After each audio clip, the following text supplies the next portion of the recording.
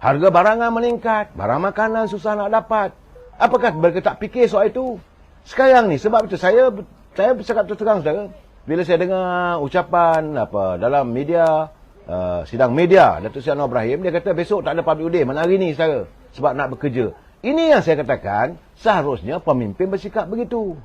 Kerana dah janji nak bagi ini cuti, okey buat hari Senin. Salam alias salam. Yang PRU 15 PAS bagi rasuah kepada orang ramai dan bersumpah supaya pangkah PAS. Dan bagi saya, saudara, soal itu saya tak mau campur. Minta maaf, saudara, saya tak mau campur soal sumpah-sumpahan apa semua tu. Pula dah. Saudara, saya sesuatu tuduhan yang tanpa ada bukti susah untuk saya nak nyatakan. Apa pun saya berpegang kepada bukti nyata. Bukti nyata, pertama sekali, Presiden UMNO mempunyai perjanjian saya yang di-stamp bahawa persetujuan setiap mereka yang bertanding sebelum mendapat watikah untuk masuki gelanggang pilihan raya lepas, mereka telah pun memberi mandat kepada Presiden UMNO dan juga sebagai pengurusi Barisan Nasional untuk menjadi jurubicara untuk menentukan ke arah mana mau dibawa seandainya kerajaan tak boleh dibentuk. Jadi apa yang dilakukan Datuk Zahid itu benar. Benda yang betul. Tapi kenapa harus dikatakan beliau berbohong? Satu. Yang kedua, Datuk Seri Zahid sebagai Presiden UMNO yang meletakkan prinsip demokrasi. Hari ini, takkanlah UMNO nak menyokong Perikatan Nasional yang tidak mendapat majoriti berbanding dengan Pakatan Harapan. Majoriti di kalangan minoriti. Kelebihannya, saya dah katakan dalam demokrasi, the game of the numbers, satu undi pun, satu kursi pun dianggap menang. Jadi asas itu. Yang ketiga, Datuk Seri Zahid sebagai Presiden UMNO membawa wadah perjuangan bangsa Melayu yang tidak akan khianat, tidak akan derhaka pada raja. Kita tak akan tinggal kat istana begitu saja. Kalau dengar laporan macam-macam lah, saudara. Jadi ketiga-tiga ini. Dan lestari yang keempat, ini paling penting, adalah tentang kehidupan rakyat. Kita mahu segera ditangani. Lama dah. Tak habis-habis untuk tuntut pilihan raya ni 7 bulan. 7 bulan lamanya in the limbo, saudara. Rakyat tertunggu sana, jadi tak ada pilihan raya, bila pilihan raya. Jadi kerja terhenti, segala usaha terhenti. Saudara, pasaran saham, merudum yang bukan-bukan. Harga ringgit kita berbanding dengan tukaran Amerika, merudum yang bukan-bukan. Begitu juga sukarnya mendapat makanan. Harga barang makanan tidak terkawal. Rakyat tak ada pekerjaan. Gaji yang ciput. Ekonomi yang sukar. Jadi, sebagai Presiden Parti UMNO yang bertanggungjawab pada rakyat. Ini saya katakan, the most important, UMNO dari rakyat untuk rakyat. Beliau mengutamakan untuk menyelesaikan. Dan Alhamdulillah, hari ini telah selesai. Cuma bagi mereka yang tidak mahu menerima hakikat, bahawa prinsip demokrasi ini, Parti Pakatan Harapan sewajarnya disokong. Mula mewujudkan naratif, sokong Anwar Ibrahim, sokong DAP. Benda ni. Kalau UMNO mengambil tikap, okey, tak mau sokong mana-mana. Tergantung lagi. Apakah boleh dibentuk ini kerajaan? Kalau kerajaan tak dibentuk, apa jadi pada rakyat? Bajet tak dibentangkan. Gaji ke tangan kerajaan macam mana? Bagaimana kerajaan nak berbelanja? Pembangunan bagaimana? Jalan-jalan yang rosak macam mana diperbaiki? Ini semua menyangkupi soal kehidupan rakyat. Dia orang tak fikir. Yang dia orang fikir lain tak ada, aku nak jadi Perdana Menteri. Kalau dia jadi Perdana Menteri, aku jadi Menteri. Kalau aku jadi Menteri, ada peluang lagi aku buat duit. Rakyat pergi jahanam lah. Itu pemikiran mereka. Kita tidak boleh sekali lagi untuk menyekutukan diri kita dengan pemimpin yang meletakkan kepentingan diri. Yang meletakkan tembolok mereka sendiri. Rakyat tak ambil peduli. Ini tidak harus dibiarkan. Saudara Muhammad Karya, saya boleh jamin mereka semua tu masing-masing takut jika dibuka atau dihadapkan ke mahkamah dan dikorek mana pergi Naratabila. Saya nyatakan bukan hanya itu saja, saudara. Isu Bistarinet belum lagi terbongkar. Isu 5G belum lagi terbongkar. Isu tanah-tanah yang diluluskan belum terbongkar. Isu projek-projek yang diluluskan secara running terus akan terbongkar. Banyak, saudara. Jadi sebab itu mereka dalam keadaan ketakutan. Dalam apa sahaja pun mula mewujudkan naratif. Zaid tak betul. Jadi ini tak betul, kita kena buat begini. Mereka mahu mengambil alih UMNO ini untuk digadai. Supaya 30 orang ini memberi sokongan kepada Tan Sri Muhyiddin untuk jadi Perdana Menteri melalui kerajaan tebuk atap pula lagi. Berapa kali nak buat? Saya bagi tahu saja, tidak mungkin kalaupun berlaku paralian kuasa dalam pimpinan UMNO, hierarki pimpinan UMNO, dia tak akan dapat 30 kursi. Datuk Zahid tidak akan bersama. Datuk Samsul Nasrallah tidak akan bersama. Datuk Ahmad Maslan tidak akan bersama. Ini yakin saya. Takkan kalau itu kelonggaran begitu, buat apa nak fikirkan? Sepatutnya sokong. Bagi saya yang ketakutan mereka lain tak ada. Bila tak jadi menteri, mereka akan diburu oleh pegawai-pegawai siasatan Suruhanjaya Pencegah Rasuah. Dan kita pun mahu supaya benda ini dilaksanakan. Saudara Narul Azhar Hassan, masalahnya no Anwar, no DAP. Itu bukan masalah. Itu bukan masalah. Saya dah kata tadi, dalam perhimpunan Agung UMNO dulu memang betul. Saya tak menafikan. Tapi jangan lupa, no Anwar, no DAP, no PBM. Tapi PBM boleh. Kalau itu dah dilanggar lebih awal, apa salah nak langgar kemudian? Tetapi dalam ucapannya, sekali lagi saya katakan, Datuk Seri Zahid mengatakan kita akan mengalami satu dinamika politik reset. Reset ni diperbetulkan balik. Satu politik baru. Kemungkinan kita akan mewujudkan jajaran baru. Saya dah bercakap setahun dah. Besar kemungkinan kalau tak boleh bentuk kerajaan, UMNO terpaksa melalui jajaran baru. Jangan kita pegang no DAP, no PKR. Bagaimana no PBM? Ini masalah yang kita lihat, yang saya lihat, seolah-olah satu dosa besar. Saudara Muhammad Nurdin Saleh cakap bolehlah. Ini bukan soal cakap bolehlah. Ini realitinya. Kenapa? Apakah satu dosa? Saya tak tahulah saudara kalau saya melihat begitu. Saya melihat kalau mereka sebagai wakil rakyat tidak menyantuni rakyat, itu dosa yang paling besar. Saudara Izan, tak faham-faham lagi orang ni. Memanglah mereka akan cuba menutup. Mereka akan cuba menutup benda yang benar. Itu saya katakan. Kuman seberang laut nampak. Gajah depan mata mereka tak nampak. Segala kesilapan yang mereka lakukan tak boleh dimaafkan. Orang lain tak boleh buat silap. Ini masalah dia. Kamu tunggulah. Saya yakin kali ini mereka-mereka ini akan diburu oleh pegawai pencegah rasuah. Tunggu. Saya tidak mahulah nak tutup. Saya seboleh mungkin saya tidak mahu memburukkan mereka. 10 orang ni pun saya tahu nama-namanya. Saya tak mau namakan. Buat apa saya mewujudkan aib? Tetapi ini masanya kita ceasefire. Ini masanya untuk kita berunding, duduk, berbincang, lestari rakyat. Jangan kita ketepikan untuk nasib rakyat. Saudara Ramli Jahuluddin, harapan kami warga Sabah, Sarawak, moga jalan raya diutamakan oleh Perdana Menteri. Saya yakin benda ini akan terlaksana. Saya berkeyakinan. Tapi bagaimanapun terpulang pada kedudukan ekonomi negara kita. Saya malam semalam saya dah bercakap. Apabila orang bercakap tentang perjanjian M63. Tuntutan bagaimana pembangunan di Sabah Sarawak ini. Saya bersetuju. Saya bersetuju sepatutnya pembangunan di Sabah dan Sarawak perlu diutamakan. Tidak seharusnya, macam saya kata malam tadi, tak sepatutnya rakyat Sabah, yang saya nampak lah, Sarawak saya tak nampak, hidup dengan air hujan. Saya pergilah, saya tengok tadi di Kimanis. Berhampiran dengan Kota Kinabalu. Saya pergi ke Sepanggar. Saya melihat kawasan perkampungan. Saudara di Sepanggar. Sedih saya melihatkan warga bangsa kita, anak pribumi yang terpaksa merintih bagaikan pengemis untuk mendapatkan tempat tinggal. Rumah mereka mau dirobohkan. Mereka digelar sebagai setinggan. Mereka adalah pelarian di bumi sendiri. Dan bergantungan kepada air hujan untuk masak, untuk ambil air sembahyang, untuk mandi, untuk minum. Kenapa jadi begini? Ini yang perlu ditangani.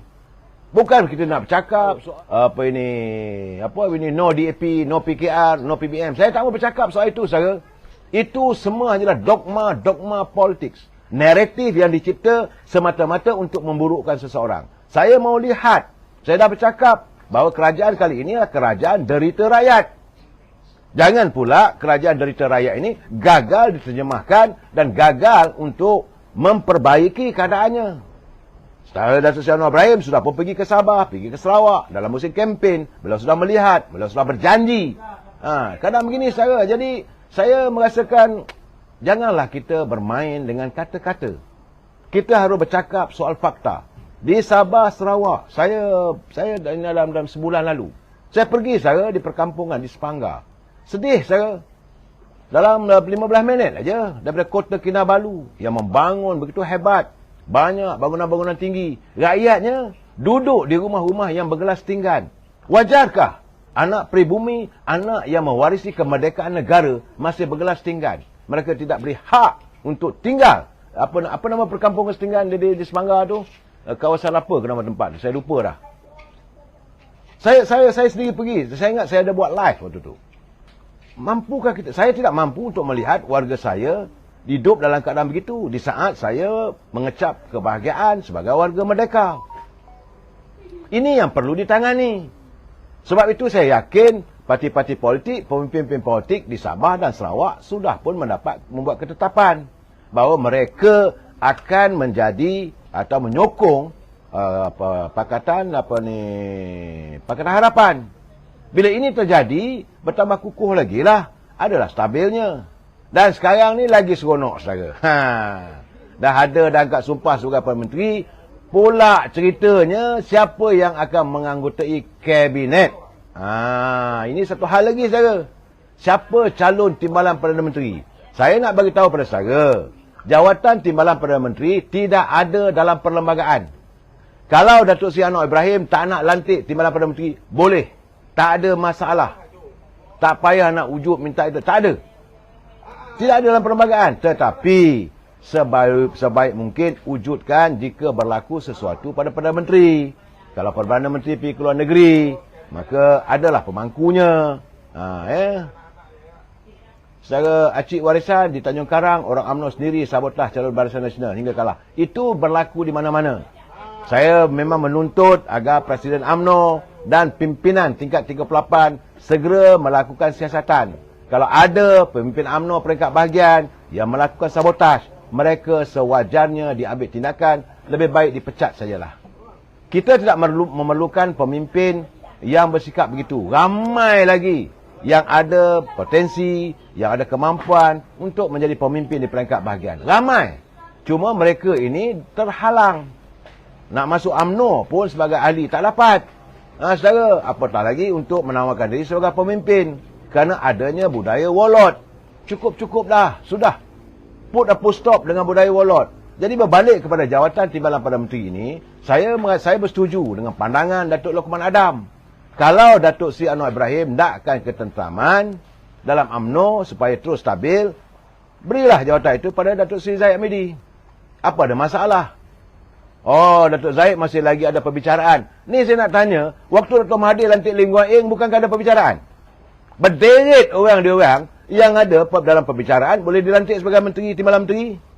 Apakah kerana bila sebut batang hidung batang tubuh Zahid Hamidi, tak boleh? Orang lain boleh. Ini where got road, brother. Logika lah. Gunalah akal fikiran yang logik. Jangan mengikut perasaan. Dan seandainya orang lain pula jadi timbalan Perdana Menteri, artinya berkeceramuk lagi lah UMNO ni. Saya lihat sendirilah. Baru saja dilantik Datuk Seri Ismail Sabri sebagai timbalan Perdana Menteri dahulu. Sudah pun wujud gerombolan-gerombolan.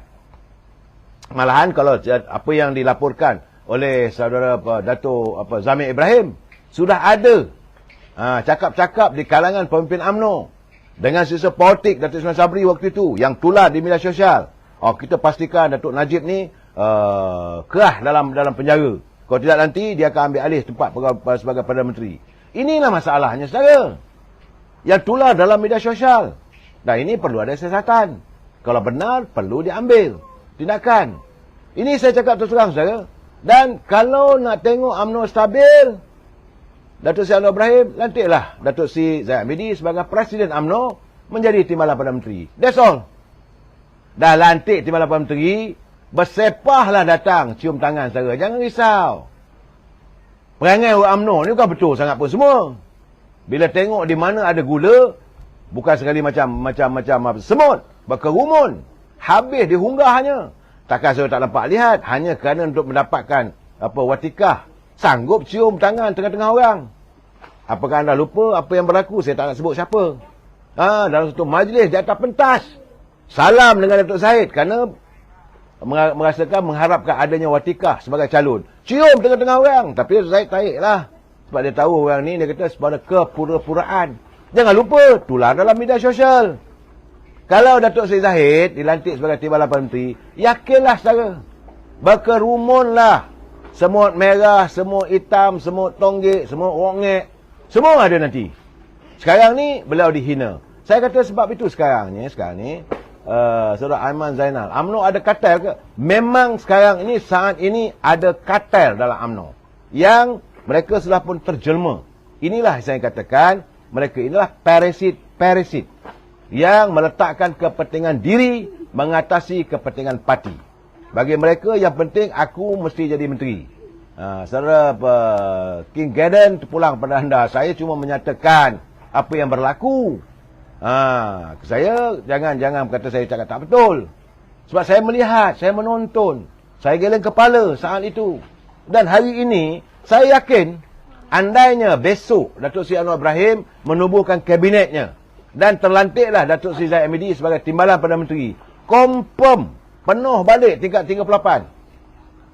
Duk cium, you are the best boss, you are my boss. Sebab memikirkan rapat dengan Timbalan Perdana Menteri ada komimah yang akan diperolehi. Cukup-cukuplah. Orang politik ni berhentilah jadi orang yang munafik. Saya katakan mereka adalah pemimpin yang munafik. Sekarang ni saya cakap terang saudara, kalaulah dalam tempoh sebulan ni Datuk Seri Anwar Ibrahim tidak membentuk kabinet, semua ahli parlimen yang menang tu jumpa Datuk Seri Anwar Ibrahim, macam Datuk Seri Anwar Ibrahim cakaplah, punya cium tangan, baral punya orang, tak ada keyakinan diri. Ini saya cakap terang saudara, saya kadang-kadang meluat tengok mereka. Sebab itu saya mengatakan yang penting anda baru dipilih oleh rakyat. Sedarlah, UMNO baru ditolak oleh rakyat. Sedarlah, rakyat menolak calon-calon UMNO kerana perangai anda yang dulu-dulu. Sebab saya katakan, rakyat menyimpan dendam. Kerana sewaktu anda diberi kuasa, anda dilihat bergaya sana sini. Naik kereta besar, naik Cayenne, naik kereta Mercedes, naik kereta Wildfire, ke sana ke sini diarak, pahlawan kompang. Rakyat tengok berjauh hati. Bila anda membiarkan rakyat berjauh hati, mereka menyimpan dendam. Bila sampai musim pilihan raya, tahulah nasib anda. Walaupun sebenar-benarnya kalaulah kita adakan pilihan raya awal dulu, lepas Johor, rakyat dah mula kembali pada pimpinan UMNO, tak mau juga buat. Dan rakyat melihat perangai anda berebut jawatan, mula mewujudkan kabilah-kabilah. Ini kabilah Perdana Menteri, ini kabilah Presiden UMNO, ini kabilah Timbalan, ini kabilah yang tersingkir daripada jawatan, dan berperang sama sendiri. Saya hairanlah bila orang bercakap pumpang, marah pula Datuk Zahid Hamidi sebab dalam Pakatan Harapan tu ada DAP.